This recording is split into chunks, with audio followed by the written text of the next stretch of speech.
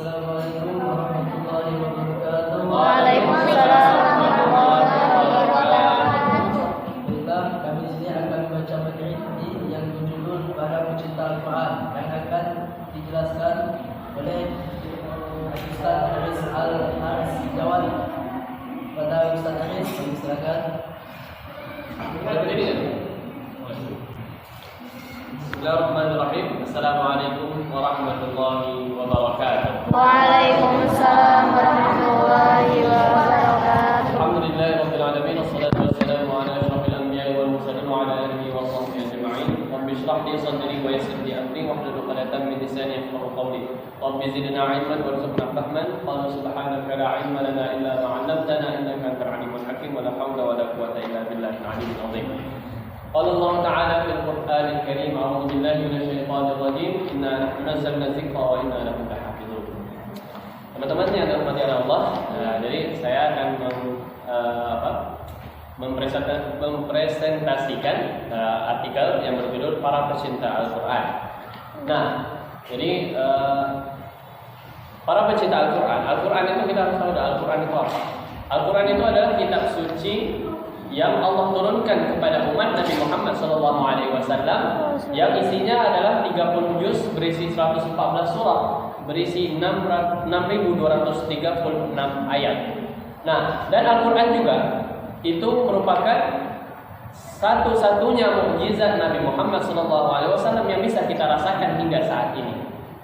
Nah, karena di luar hal itu, mukjizat Nabi Muhammad seperti contohnya mungkin mengalir air dari celah-celah jari Nabi Muhammad ataupun mukjizat-mukjizat lain itu tidak bisa kita saksikan. Sedangkan Al-Quran adalah kitab suci yang mana bisa kita rasakan, kita bisa saksikan hingga saat ini. Yang mana isinya itu merupakan kisah-kisah terdahulu, mulai dari tata bahasanya itu tidak bisa dicontoh oleh siapapun. Bahkan di Al-Quran disebutkan sendiri bahwa Allah menantang orang-orang kafir untuk membuat ayat Al-Quran. Yani Allah berfirman, "Wa in kuntum fi raibin mimma nazzalna 'ala 'abdina fa'tu bi suratin min mislih wa da'u syuhada'akum min dunillahi in kuntum shadiqin." Allah berfirman yang artinya, jika kalian dalam keraguan terhadap Al-Quran, maka datangkan ataupun ciptakan satu surah saja daripada Al-Quran yang serupa seperti Al-Quran. Dan kalau boleh kamu ajak siapapun, orang-orang ahli bahasa, sastrawan, siapapun untuk membuat ayat itu. Niscaya kamu tidak akan bisa untuk membuatnya. In kuntum shadiqin. Jika kalau kalian memang betul-betul hebat, maka jika seandainya Al-Quran itu memang buatan manusia, diada-adakan oleh Nabi Muhammad, maka buat, cari. Tapi nyatanya mereka tidak bisa menjawab tantangan daripada Allah Subhanahu wa taala tersebut. Nah, jadi teman-teman, para pecinta Al-Quran, balik kepada Al-Quran. Kita harus kenal dulu Al-Quran. Tak kenal maka sayang, cinta. Nah, kalau kita tak kenal Al-Quran, mustahil kita bisa cinta. Nah, tapi setelah kita kenal, apa langkah seterusnya? Langkah seterusnya setelah kita kenal Al-Quran, maka kita harus perbanyakkan interaksi dengan Al-Quran. Karena gini, kalau kita bilang cinta itu datang tiba-tiba, betul atau tidak? Betul. Kapan cinta itu datang? Kapan cinta itu datang? Pertanyaannya. Nah, kalau kita bilang cinta itu datang secara direncanakan, tidak harus direncanakan. Terkadang cinta itu datang kalau kita sering bertemu, maka cinta itu akan datang. Betul, benar. Nah, karena tuh kalau contoh di masalah nikah ya, kalau nikah itu tidak harus pacaran dulu baru bisa menikah. Cinta itu tidak datang melalui dengan pacaran, tapi cinta itu datang seiring berjalannya waktu. Walaupun kita tak saling kenal, tiba-tiba terjadi akad nikah. Saya terima nikahnya fulan binti fulan.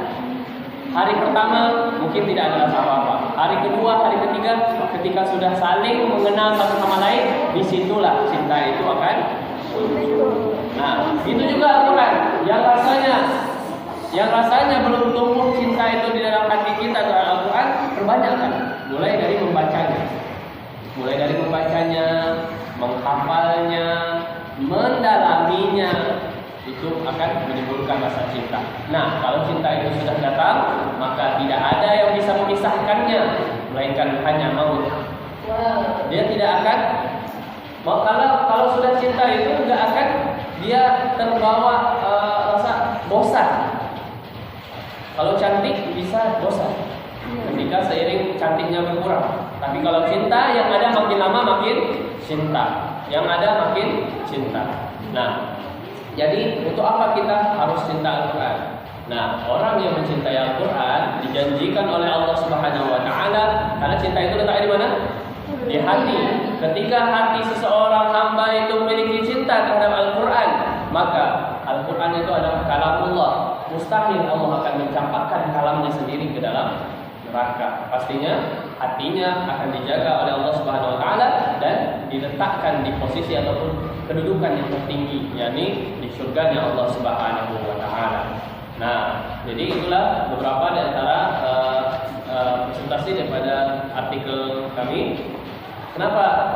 Alasan saya menulis judul artikel yang berjudul Para Pecinta Al-Quran ini tidak lain karena untuk mengekspresikan rasa cinta yang ada dalam hati ini dan berbagi cinta supaya orang lain tahu. Kalau bisa seluruh dunia tahu saya mencintai Al-Quran. Nah, jadi kita mulailah mencintai Al-Quran. Itu saja dari saya. Mungkin ada beberapa pertanyaan dari teman-teman. Silakan.